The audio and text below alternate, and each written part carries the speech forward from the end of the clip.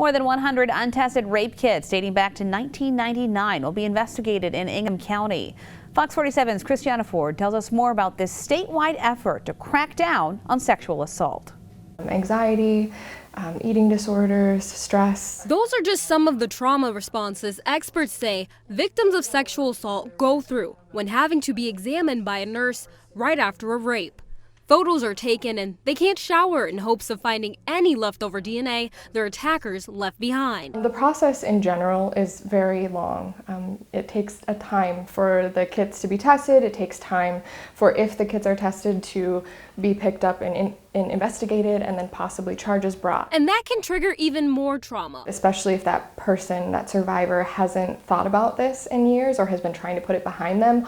All of a sudden they have this come back into their lives. And they may have had the past few years to heal and adjust and gotten used to their new normal. That is the balance law enforcement says they are dealing with while investigating rape kits dating back to 1999 that were left untested. And of course, we'd have to get their buy-in that they would want to proceed with the case. And we've had some success with contacting victims from several years ago that want to proceed and continue with getting justice in their case. The legislature approved $4 million to be used for the untested rape kits a year ago.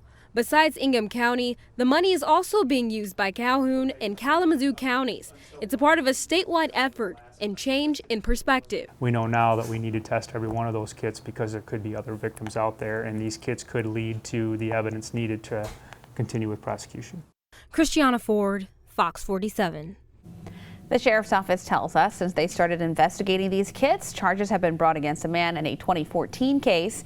Michigan law now mandates all rape kits be tested and analyzed. The 2009 discovery of 1,100 untested rape kits in Detroit brought national attention to the issue and was even showcased in an episode of Law & Order SVU.